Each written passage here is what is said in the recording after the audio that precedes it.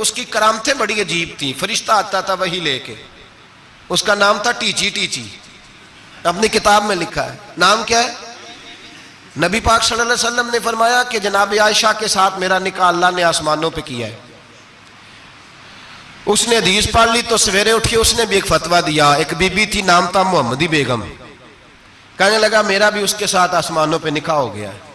پھر ساری زندگی محمدی بیگم کی منتیں ہی کرتا رہا. اس نے کہا میں نے نہیں کرنا تیرے بے ایمان کے ساتھ نکاح. اب ایک نیا بہانہ میں سنتا ہوں, نیا بہانہ. کہتے ہیں جی پاکستان کی اسمبلی نے انہیں کافر کہا ہے. اسمبلی وزیر اعظم صاحب شیخ الحدیث ہے آپ کے. اسمبلی میں جو لوگ بیٹھتے ہیں شیخ, ان کا کیا کفر اسلام سے, کیا وہ کسی کو کہیں گے بیچارے. سورۃ اخلاص تو ہمارے وزیر داخلہ اور وزیر خارجہ نہیں سنا سکتے. یہ حال ہے. بہت بڑے بڑے بیرسٹر کہلانے والوں کو سورۃ اخلاص نہیں آتی, انہوں نے کسی کو کافر مسلمان کیا کہنا ہے. اسمبلی کا مسئلہ نہیں ہے. امت مسلمہ کے علماء, محدثین, محققین کا متفقہ فیصلہ ہے کہ مرزائی کل بھی کافر تھے, آج بھی قیامت تک کافر, اور بدترین کافر ہے, ہلکے پھلکے کافر بھی نہیں, سپرلیٹر ڈگری ہے, زبردست قسم کے کافر ہے, چھوٹے موٹے بھی نہیں, آخری درجے کے بدترین مشرک ہیں. ہم لوگوں کی اپنی موج ہے جمہوری, اور نہیں جی نہیں نرمی کرنی چاہیے, نہیں جی نہیں نرمی کرنی. ایک پارٹی والا دوسرے پہ سختی کر رہا ہے. مذہب کے معاملے میں سارے حسن اخلاق کے قائل ہیں, سب اخلاق کے قائل ہیں. نرمی کرو ٹھیک ہے, سب کو کہو چلو ٹھیک ہے گلی برابر کی ہے, ووٹ برابر کے لے لو. وہاں کہتے ہیں نہ دیے تو لڑائی بھی ہوگی, ناراضگی بھی ہوگی, جھگڑا بھی ہوگا, یہ بھی ہوگا. دنیا داری کے معاملے میں سختی, اور دین کے معاملے میں ایسا نہ کرو. وہ بدترین مشرکین ہیں, انہوں نے ایسے ایسے ظلم کیے. وہ تو کہتے ہیں جو ہمارے پیچھے مرزا تو یہ کہتا تھا جو مجھے نہیں نہ مانتے وہ سارے شیطان کے پیروکار ہیں. تو سب کو شیطان کہہ رہا ہے, تو نرمی کر رہا ہے. اور پھر اس کے مرزائیوں کی مصیبت یہ ہے کہ وہ کہتے ہیں جی ہم قرآن کو بھی مانتے ہیں, ہم اسلام کو بھی مانتے ہیں, ہم نبی پاک صلی اللہ علیہ وسلم کو بھی مانتے ہیں, بس آخری نبی نہیں مانتے, ایک نیا نبی مانتے ہیں. اور پھر رنگ بڑا عجیب دیا, کہتے ہیں ذلی نبی ہے, بروزی. نوکھا فلسفہ سنیں آپ, حیران ہو جائیں گے. ذلی نبی کہتے ہیں میں مستقل نبی نہیں, میں نبی پاک کا سایہ بن کے آیا ہوں. یہ اس نے دعویٰ کیا ہے. کہتے ہیں میں مستقل نبی نہیں, میں حضور کا.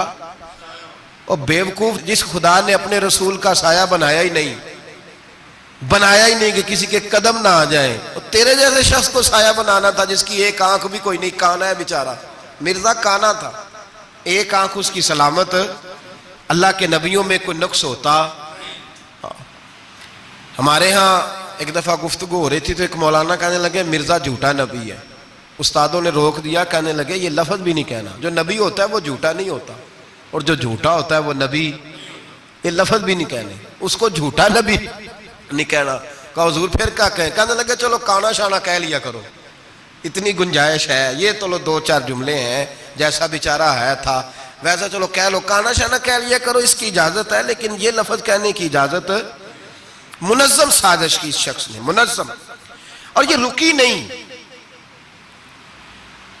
ہماری یونیورسٹیوں کے اندر بہت سارے لیکچرار بھرتی کیے جاتے ہیں جو قادیانی ہیں, مرزائی ہیں. اور آپ حیران ہوں گے یہ بات سن کے کہ یورپ کا ویزا سب سے آسانی سے اس بندے کو ملتا ہے جو کہتا ہے جی میں مرزائی ہو گیا ہوں, مجھے پاکستان میں خطرہ ہے. فٹافٹ بلا لیتے ہیں. تمہاری ان کے ساتھ کیا رشتہ داری ہے جو تمہیں فٹافٹ بلاتے ہیں؟ بتاؤ کیا تعلق ہے جو تمہیں سپورٹ کرتے ہیں؟ مرزا غلام احمد قادیانی نے دعویٰ کیا. پہلے وہ کہنے لگا جی میں محدث ہوں, میں حدیثوں کی تشریح کرتا ہوں. پھر کہنے لگا میں مجدد ہوں, دین کی تجدید کروں گا. پھر آہستہ آہستہ کہنے لگا جی میں امام مہدی بن کے آیا ہوں. لوگ کٹھے ہونے لگے نا, ہمارے لوگ تو دعا کرانے پہ قائل ہو جاتے ہیں, ویسے بھی جو نئی مداری لگائے اس کے بندے جلدی قائل ہو جاتے ہیں. علامہ اقبال نے پنجابی کا, میں خود پنجابی ہوں لیکن اقبال نے پنجابی کا مزاج بیان کیا ہے. پنجابی کا مزاج, اقبال کہتے ہیں پنجابی کا مزاج ہے کہ تحقیق کا پھندا کوئی سیاد لگا دے, یہ شاخ نشیمن سے اترتا ہے بہت جلد. کہتے ہیں کوئی مداری دکھائے صحیح, اس کا کام ہے فٹافٹ پہنچ جانا. یہ مداریوں کا زمانہ ہے. جو اچھی مداری لگا لے, شور شار اچھا کرے, اس کے گرد لوگ, جو کہے میں نے پھونک ماری تو بندہ چل پڑا, پھونک ماری تو گر گیا, پھر میں نے ایسے کیا تو ایسے ہو گیا, کوئی مداری دکھائے صحیح. مداری کا دور ہے. اس نے بھی مداری لگا لی, میں دعا کرتا ہوں تو فلانا صحیح ہو گیا, میں یہ کرتا ہوں تو کبھی محدث ہو گیا, کبھی وہ مجدد ہو گیا, پھر کہنے لگا میں امام مہدی ہوں. پھر اس نے تھوڑی ترقی کر لی تو کہنے لگا میں مسیح موعود ہوں, وہ جو حضرت عیسیٰ علیہ السلام نے دوبارہ پیدا ہونا تھا تو لہذا میں آ گیا ہوں, معاذ اللہ. پھر آہستہ آہستہ جب اس نے سمجھا نا کہ اب بندے تھوڑے پکے ہو گئے ہیں جو میرے ساتھ ہیں, پھر کہنے لگا نہیں میں ذلی نبی ہوں, بروزی, میں سایہ بن کے آیا ہوں. مرزا غلام محمد قادیانی, پشت پناہی اس کو انگریز کی حاصل تھی. کسی شخصی جب حکومتیں سپورٹ کرتی ہیں پھر اس کا آگے بڑھنا بڑا آسان ہو جاتا ہے. اس کی انگریز نے مکمل پشت پناہی کی. اپنے بچوں کو سمجھائیں جو بات عرض کر رہا ہوں. ہمارے اپنے شہروں میں جو معروف سکول ہیں ان کے اندر ایسے ٹیچر بھرتی ہونے لگے ہیں جو قادیانی اور مرزئی ہیں, جو گندے نظریات کے حامل لوگ, جو طرح طرح کی, آپ کو نہیں پتا, ہمیں تو شوق ہی بڑا ہے نا, بچہ ایف ایس سی کرے صحیح, جائے جدھر مرضی, بی ایس سی کرے بس وہ, اور بڑی جلدی لوگ مائل اور قائل ہوتے ہیں. ایک صاحب مجھے کہنے لگے جی اب تو سائنس بھی ماننے لگی ہے اسلام کی ساری باتوں کو, تو میں کیا مانے چاہے نہ مانے, سائنس کے ماننے سے کوئی فرق پڑتا نہیں, مانتی سائنس تو نہ مانے. اور بڑی ذمہ داری سے بات کہہ رہا ہوں, بڑی ذمہ داری سے. دین کی کوئی تحریک چلتی ہے تو نہ سیاستدان نکلتا ہے, نہ جاگیردار, نہ سیاستدان, نہ وڈیرا, نہ کوئی اور, الا ماشاءاللہ. دین کی تحریک چلتی ہے تو نہ یہ لاکھ لاکھ روپیہ لینے والے نعت خواں باہر نکلتے ہیں, نہ جو بڑی گدیوں پہ جدی پشتی پیر بیٹھے ہیں وہ باہر آتے ہیں. وہ علماء اور مشائخ جن کا دین سے رشتہ ہے. اگر پیر جماعت علی شاہ صاحب نکلے تو خالی پیر نہیں تھے, عالم دین بھی تھے. اگر پیر میرے علی شاہ صاحب نکلے تو خالی پیر نہیں, بہت بڑے عالم تھے. حجت الاسلام نکلے تو خالی پیر نہیں, عالم تھے. یہ علماء نکلتے ہیں, مار کھاتے ہیں. ایک عالم نے مار نہیں کھائی, دو نے نہیں کھائی, درجنوں نے کھائی, ہزاروں اور سینکڑوں نے کھائی. علماء نے قربانیاں دیں, جیلوں میں بند ہوئے. علامہ محمود رضوی صاحب رحمت اللہ تعالیٰ علیہ کو پکڑ کے لاہور کے قلعے میں بند کیا گیا, اور انگریز نے اس قدر سخت سزا دی کہ علامہ کو باندھ کے ختم نبوت کی تحریک چلانے کے جرم میں الٹا لٹکا کے تو نیچے توڑی ڈال کے اور چیزیں ڈال کے دھواں جلا دیا گیا. ان کے ناک میں دھواں جاتا تھا, ساری زندگی دمے کے مریض رہے, 2-3 باتیں بھی کھول کے نہیں کر پاتے. اس قدر زیادہ اذیت دی گئی علماء کو, اس قدر زیادہ. علامہ عبدالحمد بدایونی رحمت اللہ تعالیٰ علیہ فرماتے ہیں کاٹنے والے جانور ہماری شلواروں میں ڈال کے نیچے سے باندھ دیا جاتا تھا. کہا جاتا تھا اب ختم نبوت کی بات کرو, لیکن کوئی شخص بھی ایک منٹ کے لیے بھی پیچھے ہٹنے کو تیار, قربانیاں دے کر قربانیاں ان بے ایمانوں کو کافر قرار دلوایا. اور پھر بطل حریت امام وقت حضرت علامہ شاہ احمد نورانی رحمت اللہ علیہ اور مولانا عبدالستار خان نیازی کو سزائے موت کا حکم ہوا. مولانا ابو الاسناد اعلیٰ حضرت کے خلیفہ تھے, ان کے صاحبزادے سید خلیل احمد صاحب رحمت اللہ تعالیٰ علیہ کو سزائے موت کا حکم ہوا کہ مرزائیوں کے خلاف انہوں نے علم بلند کیا, وہ تو پاکستان بنا. پھر جدوجہد شروع ہوئی, پھر زور ہوا, پھر علامہ نورانی رحمت اللہ علیہ کی قیادت میں پورے زور اور شور کے ساتھ تحریک چلی. آخر مجبور ہوئے اس دور کے وزیر اعظم بھٹو صاحب, مجبور ہو گئے اور کہا ٹھیک ہے سویرے میں مرزے کے پوتے کو بلاتا ہوں, آپ اسمبلی میں بیٹھ کے بات کریں, ان سے گفتگو کریں. اگر ہم قومی اسمبلی کے ممبران نے دیکھا واقعی جھوٹا ہے تو ہم انہیں اقلیت قرار دے دیں گے. علامہ نورانی حضرت ابو بکر صدیق کی اولاد تھے اور میرے اعلیٰ حضرت فاضل بریلوی رحمت اللہ علیہ کے خلیفہ کے بیٹے تھے, اور خود حضور مفتی اعظم ہند رحمت اللہ علیہ کے مرید تھے. حضرت علامہ نورانی ساری زندگی ایسا لباس پہنتے تھے کہ اس کے اندر سلوٹ نظر نہیں آتی تھی. امامہ اتنا حسین ہوتا تھا کہ دیکھنے کو دل کرتا تھا, اور گاڑی میں بہترین میں بیٹھتے تھے. لیکن مکان ساری زندگی کرائے کا رہا, کرائے کا. لوگ کہتے ہیں ملنے جاتے تھے, سیڑھیوں سے اترتے تھے تو علامہ نورانی سیڑھیوں پہ بٹھا لیتے تھے, کہتے 2 ہی کمرے ہیں اور میں آپ کو بٹھا نہیں سکتا, گھر میں جگہ نہیں. تو کہا حضرت آپ اجلے تو بڑے نظر آتے ہیں, تو آپ فرماتے لباس دنیا کو دکھانے کے لیے پہنا ہے اور باقی تو سارا میرا معاملہ خدا رسول کے ساتھ ہے. میں جانوں اللہ رسول جانے. میں بھکاری بن کے نہیں جینا چاہتا, خودداری کے ساتھ وقت گزارنا چاہتا ہوں. علامہ نورانی کہتے ہیں جس رات صبح اسمبلی میں مناظرہ ہونا تھا تو میں سوچنے لگا آج رات کیا کروں, تو پھر مجھے خیال آیا میں نے وہی کرنا ہے جو بدر کی رات میرے مصطفیٰ نے کیا تھا. ساری رات میں مصلے پہ بیٹھا رہا. کہتے ہیں بس اونگ لگی تو بات بن گئی, آنکھ لگی تو بات بن گئی. کہتے ہیں سحری کا وقت ہوا تو دستک ہوئی دروازے پہ. 2-3 نادان دوست کہنے لگے آپ ہمارے گھر آئے. فرماتے میں ان کے گھر گیا. جب ان کے گھر پہنچا تو وہاں مرزئی اور قادیانی 10 کروڑ روپیہ بریف کیس میں بند کر کے لائے اور کہنے لگے مولانا یہ بیانہ ہے, بیانہ, یہ آپ بیانہ پکڑ لیں اور باقی پیسے بعد میں, سنا ہے مکان بھی کرائے کا ہے, سنا ہے آپ کے پاس کوئی پراپرٹی نہیں, یہ بیانہ لے لے باقی بعد میں آئے گا. علامہ نورانی کہتے ہیں میں نے جب پیر کی ٹھوکر لگائی تو بریف کیس کھل گیا اور اس میں کروڑوں روپے بکھر گئے. مجھے کہنے لگے پیسے دیکھ کے تو آپ کو خیال آ گیا ہوگا کہ بچوں کے لیے بھی کچھ سوچنا ہے, پیچھے بھی پلٹ کے دیکھنا ہے. تو نورانی صاحب رحمت اللہ علیہ فرمانے لگے میں نے کہا ہاں میں وصول تو کر لیتا پر تم نے قیمت بڑی تھوڑی لگائی ہے. ایمان بیچنا اتنی تھوڑی قیمت, میری تو رات زیادہ قیمت لگ گئی ہے, بڑی زیادہ قیمت, میں تو بک گیا ہوں پہلے سے. کہنے لگے آپ کی کیا قیمت لگی ہے؟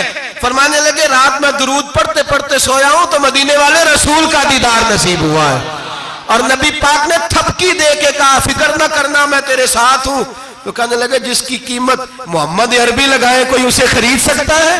سویرے میدان لگے گا اسمبلی میں اور میں اسمبلی کے فلور پہ ثابت کروں گا تم کل بھی بے ایمان تھے, آج بھی بے ایمان ہو, قیامت تک تم بے ایمان ہی رہو گے. جتنا مرضی پڑھ جاؤ, لکھ جاؤ, جتنی مرضی بڑی عبادت گاہیں بنا لو, جتنا مرضی شور کر لو اور جتنے مرضی کینیڈا اور امریکہ تمہارا ساتھ دے لے, ہمارے رسول آخری نبی ہے, حضور آخری نبی ہے. یہ امت کا متفقہ عقیدہ ہے, اس میں کسی کو رکھنا ڈالنے کی اجازت.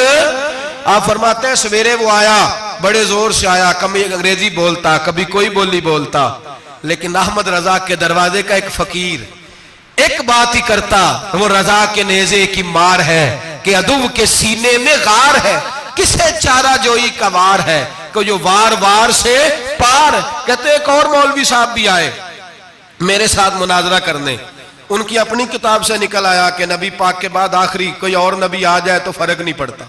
اپنی کتاب سے, ان کے دارالعلوم بانی, دارالعلوم بنانے والے کی کتاب سے نکل آیا. تو مولوی وہ مرزا کہنے لگا تم نے بھی تو لکھا ہے. ہم نے کہا یہ بھی بے ایمان ہے, اعلیٰ حضرت کہہ چکے ہیں یہ کافر ہے, یہ بھی تمہاری طرح کا ہی ہے ظالم, لہذا اس کی بات کا کوئی اعتبار نہیں ہے. کافر قرار دے دیا گیا.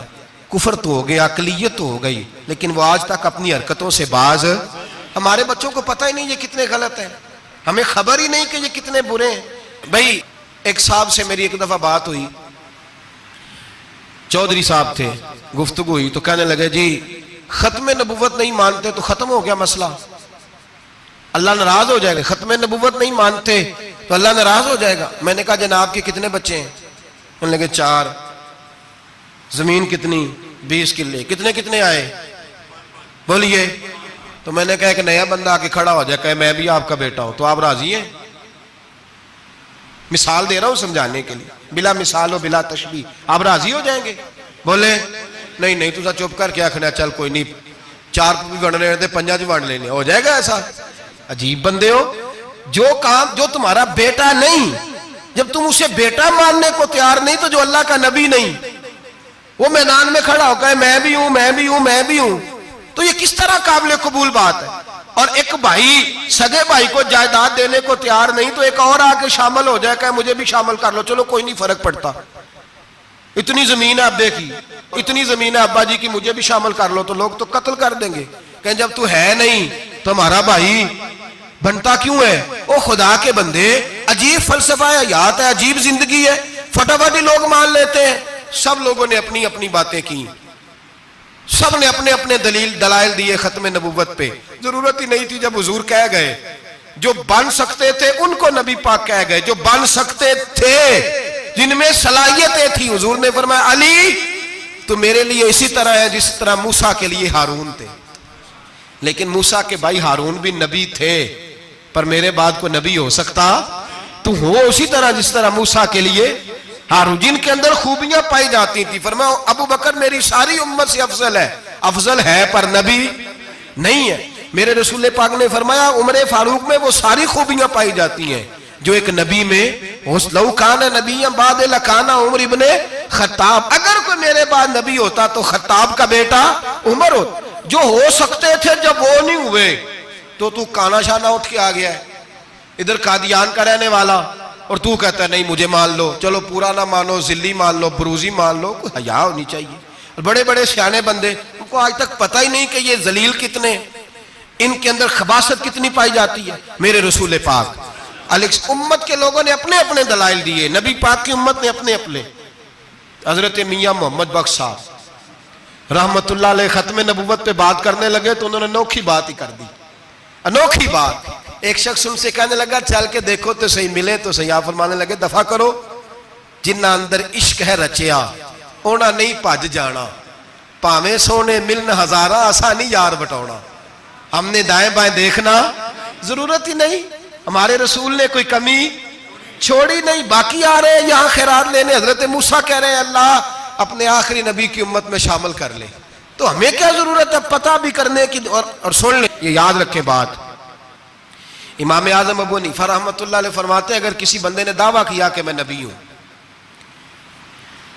دعویٰ کیا کہ میں نبی ہوں, اور سامنے والے نے اسے یہی کہہ دیا نا کہ اگر تو نبی ہے تو معجزہ دکھا, تو یہ کہنے والا بھی کافر ہو گیا.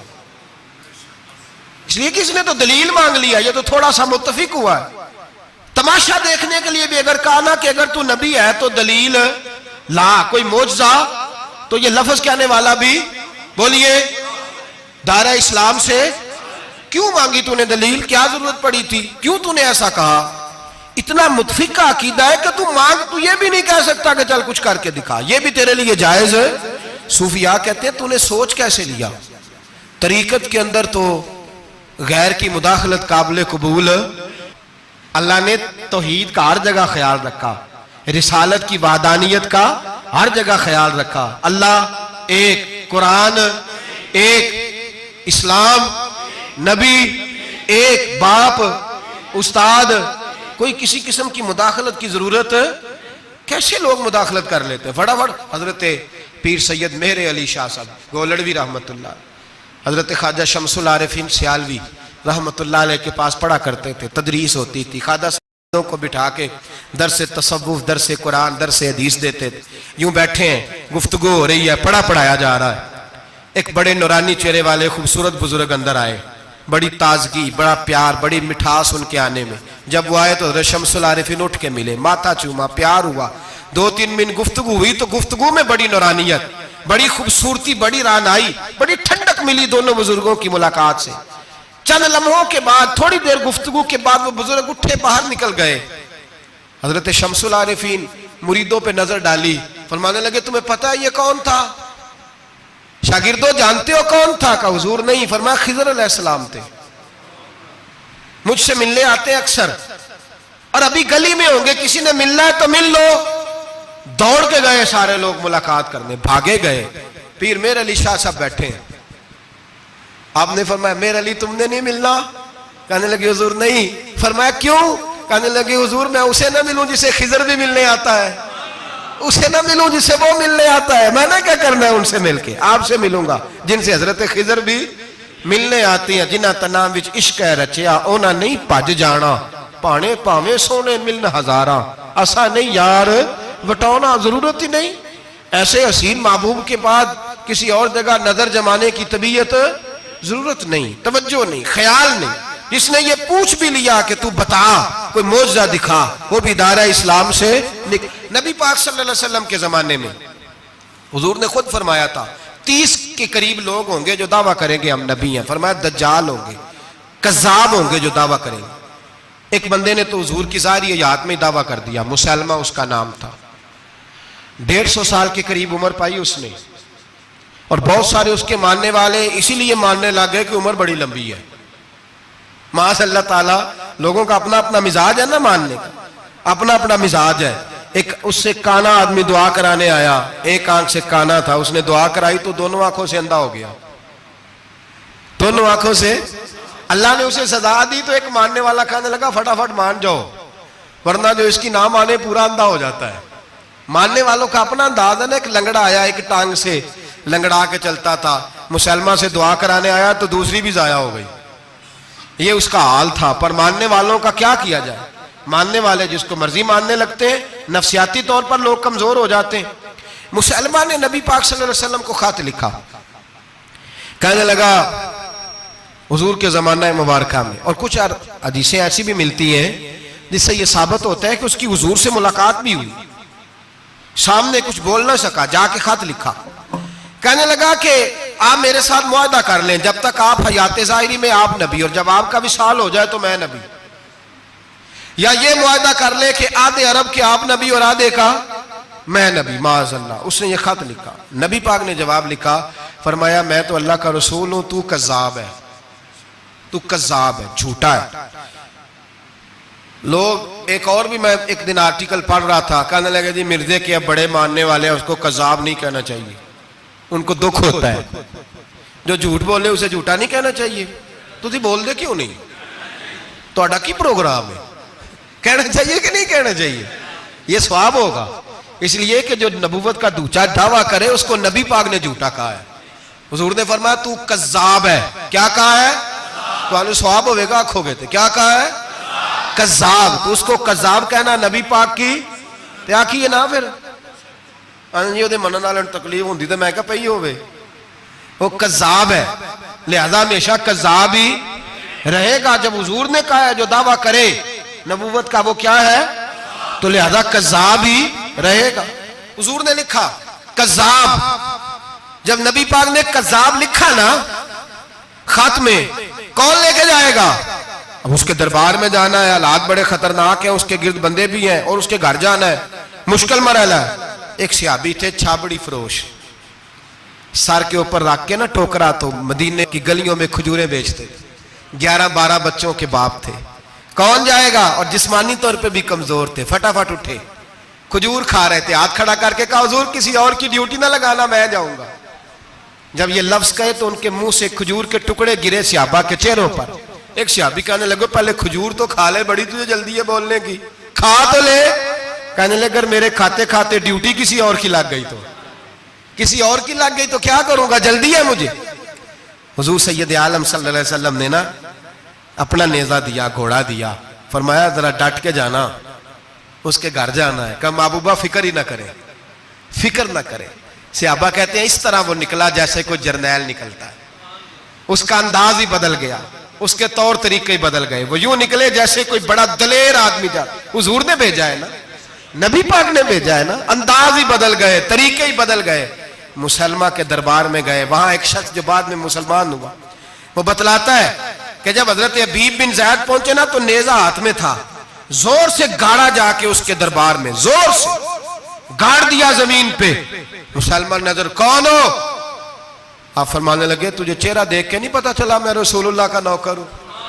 ہمارے تو چہرے بتاتے ہیں ہم رسول والے، ہمارے تو چہرے بتاتے ہیں نبی پاک والے، تجھے پتا نہیں چلا کون ہوں؟ کیسے آئے ہو؟ فرمایا یہ تیرے خط کا جواب لایا ہوں. بادشاہوں کا طریقہ یہ تھا کہ خط خود نہیں پڑھتے تھے، ساتھ ایک بندہ کھڑا ہوتا تھا وہ خط پڑھتا تھا. مسلمان نے اس کو خط دیا، پڑھو. جب اس نے خط پڑھا تو لکھا تھا تو کذاب ہے. اب سب نے سن لیا. اکیلے میں ہوتا تو چلو بات اور تھی، سن لیا سب نے. آگ بگولا ہو گیا، آنکھیں سرخ ہو گئی، جلال برسانے لگا. اب اور تو کچھ نہ ہوا. سامنے حضرت حبیب کھڑے تھے، اٹھا تلوار لے کے کہنے لگا تیرے نبی نے مجھے کذاب کہا ہے، تیرا کیا خیال ہے؟ مانے لگے خیال والی بات ہی کوئی نہیں، جسے نبی پاک کذاب کہے وہ ہوتا ہی کذاب ہے، جسے حضور جھوٹا کہے وہ ہوتا ہی. فرمایا تو 7 سمندروں کا پانی بھی بہا دے تو تیرا جھوٹ دھل سکتا، تو ہے ہی جھوٹا. جسے حضور نے جھوٹا کہہ دیا وہ جھوٹا ہے، جھوٹا ہے. کہنے لگا پیچھے پلٹ کے دیکھ، سارے میرے پہرے دار ہیں، میرے سپاہی ہیں، تلواریں، نیزے، خنجر، تیر، سارے میرے ماننے والے. کیا لفظ ہے، کیا حسن ہے، کیا توانائی ہے. حضرت حبیب بن زید فرمانے لگے میرے 12 بچے ہیں، ان میں سے کچھ ایسے ہیں جو دودھ پیتے ہیں، کچھ ایسے ہیں جو ابھی چل نہیں پائے. میں جب رسول اللہ کا پیغام لے کے نکلا تھا تو میں نے پلٹ کے بچے نہیں دیکھے تو تیرے پہرے دار کیسے دیکھ لوں؟ جو چیز مجبور کرتی ہے، باندھ لیتی ہے، وہ نہیں جب میں نے دیکھی تو میں تیرے پہرے دار دیکھوں؟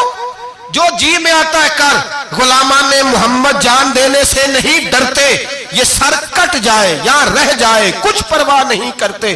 فرمایا ان کو نہیں دیکھا جن کو دیکھنا چاہیے تھا، تجھے دیکھوں؟ میں اکثر کہتا ہوں کٹ لگ جائے نا ہاتھ پہ تو نمازیں رہ جاتی ہیں، جماعتیں چھوٹ جاتی ہیں، طبیعتیں بگڑ جاتی ہیں، مشکل ہوتا ہے، تکلیف آئے تو سنبھلنا. یہاں ہلکا سا بچھو آ کے کاٹے تو شور ہو جائے گا، جمعے میں لوگ اٹھیں گے، اللہ مجمع بکھرے گا، وہ بچھو آ گیا، حالات بگڑ جائیں. چھپکلی پیروں پہ گرے تو لوگ اٹھ دوڑتے ہیں. حضرت حبیب بن زید انصاری کھڑے تھے، انگلی نہیں، ہاتھ نہیں، کٹ نہیں لگا. مسلمہ اٹھا، اس نے زور سے تلوار ماری، بازو کٹ کے گر گیا، فوارہ نکلا خون کا. او بھائی بچھو کاٹے تو سنبھلنا مشکل، ذرا تصور کرو ہاتھ کٹ گیا. حضرت حبیب بن زید کھڑے ہیں، کہنے لگا اب تیرا کیا خیال ہے؟ آپ فرمانے لگے تو بڑا بیوقوف ہے، ہمیں آزماتا ہے؟ ہمیں تو بدر سے لے کر احد تک ساری دنیا آزما چکی ہے، ہمیں آزماتا ہے؟ ابھی بھی خیال پوچھتا ہے؟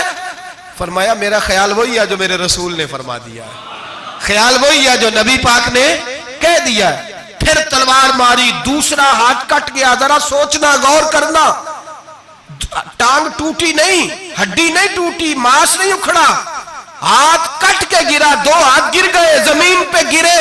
حضرت حبیب کہنے لگا میں تجھے قتل کر دوں گا، باز آ جا. آپ فرمانے لگے تو بڑا نادان ہے. ان لوگوں کو ڈراتا ہے جو سویرے فجر کی نماز پڑھ کے پہلی دعا ہی شہادت کی مانگتے ہیں. ہمیں ڈراتا ہے جو سوتے وقت التجا کرتے اللہ بستر پہ موت نہ دینا، میدان میں دینا. تو ہمیں ڈرا رہا ہے، چل جو ہوتا ہے کر لے. اس نے خنجر رکھا، تلوار رکھی گردن پہ، فرمایا میں کاٹ دوں گا. فرمایا کاٹتا کیوں نہیں، کاٹتا کیوں نہیں؟ اور وہ روایت کرنے والے کہتے ہیں مسلمہ کے ہاتھ کامتے تھے ختم نبوت کے تحفظ کے لیے. جب نبی پاک کے غلام نکلے تو جھوٹا دعوے کرنے والے کانپ اٹھے، کانپ کھڑے ہوئے. کہتے ہیں اس کے ہاتھ کانپتے تھے. حضرت حبیب بن زید کٹے ہوئے بازوؤں کے ساتھ بھی توانا تھے. قلم توڑ گئے میاں محمد بخش صاحب، فرمانے لگے وہ کچا رنگ للاری والا جیڑا چڑھدا لیندا رہندا، اے عشق تیرے دا رنگ محمد چڑھ جائے پھر نہیں لیندا. جب تلوار چلی، گردن کٹی تو رسول اللہ کی ختم نبوت پر پہرا دینے والوں کا اجر میرے رسول نے بیان فرمایا، میرے نبی نے اجر بیان کیا، ڈگری جاری فرمائی، سند دی حضور نے. وہاں گردن کٹی اور جہاں مدینے میں حضور کی آنکھوں میں آنسو آئے. یا رسول اللہ کیا ہوا؟ فرمایا میرا حبیب شہید ہو گیا ہے اور رب کریم نے اس کے لیے جنت کے سارے دروازے کھول دیے، سارے دروازے اللہ نے کھول. یہ سند جاری کی نبی پاک. ختم نبوت مسلمان کا عقیدہ. حضرت ابو بکر صدیق نے ختم نبوت کے تحفظ کے لیے پورا ایک دستہ تیار کیا. ابو جال کے بیٹے جناب سیدنا اکرمہ رضی اللہ تعالیٰ عنہ، ان کی سربراہی میں جناب سیدنا ابو بکر صدیق رضی اللہ تعالیٰ عنہ نے لشکر تیار کیا. وہ لشکر گیا، اس لشکر میں حضرت وحشی بھی تھے جنہوں نے حضرت امیر حمزہ کو میدان احد میں شہید کیا تھا. فرماتے ہیں میں دعا کرتا تھا اے اللہ بہترین مسلمان میرے ہاتھوں شہید ہوا ہے، اب میرے ہاتھوں کوئی بدترین کافر قتل کرا تاکہ میرا کفارہ ہو جائے. فرماتے ہیں جب میں گیا، جب میں نکلا میدان میں پہنچا تو مسلمہ میرے سامنے آ گیا، جھوٹی نبوت کا دعویٰ کرنے والا. کہتے ہیں جب سامنے آیا تو میں نے اس کو مارا، تیر وہ گرا، اور جب گرا تو میں نے رکھا پھر اس کی گردن پہ پیر. میں نے کہا میرے رسول تو میدان بدر میں دعا کرے تو 5000 فرشتے آتے ہیں، تو ذرا پلٹ کے دیکھ بے ایمان تیرا حال کیا ہے.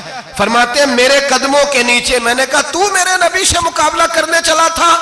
میں رسول اللہ کا ادنا غلام ہوں، نہ بدری ہوں، نہ اشرا مبشرہ میں سے ہوں، نہ میں خلفائے راشدین میں سے ہوں، پر ہوں رسول کا غلام، الصحابی کن نجوم میں شامل ہوں. فرماتے میں نے گردن کاٹی اور اللہ نے مجھے موقع دیا. حضرت امیر حمزہ اگر میرے ہاتھوں شہید ہوئے تھے تو نبی پاک کا بدترین دشمن بھی میرے ہاتھوں قتل ہوا. ختم نبوت کا تحفظ ہر دور میں ہر جگہ صحابہ کرتے رہے. ہم بچوں کو کچھ نہیں سکھا پا رہے. ہمارے بچے لا بلد ہیں دینی تعلیمات سے. ہم یہ شعور دے کے بھیجتے ہی نہیں کہ بیٹا جو اس طرح کی ذرا بھی بات کرے اس کا ذکر کرنا بتانا. قادیانی، مرزائی، کسی جگہ یہ اپنے آپ کو احمدی کہتے ہیں، کسی جگہ کوئی اور روپ دھارتے ہیں. ایک ان کا گروپ اب لاہوری کہلاتا ہے. وہ کہتا ہے جی ہم اسے سارا کچھ مانتے ہیں پر نبی نہیں مانتے. ہم نے کہا تم بھی تو بے ایمان ہو نا، کافر کو تو مان رہے ہو نا. چاہے مجدد بھی مانو، مفسر بھی مانو، مان تو ایک بے ایمان کو رہے ہو نا. کافر کو کافر ماننا ضروری ہے. اللہ نے کہا کل یا ایھا الکافرون، اللہ نے کافر کو کافر کہا ہے تو کافر کو کافر ماننا یہ ضروریات دین کا حصہ ہے. تو لہٰذا اپنی اولادوں کو، نسلوں کو، آنے والے طبقات کو، بالخصوص کالجز میں، یونیورسٹیز میں اور ان جگہوں پہ جو لوگ تعلیم حاصل کرنے جاتے ہیں ان بچوں کو خاص کر کے سمجھائیں، ان پر خاص دھیان دیں، توجہ کریں کہ وہ بچے ان چیزوں سے باز آئیں، پرہیز کریں.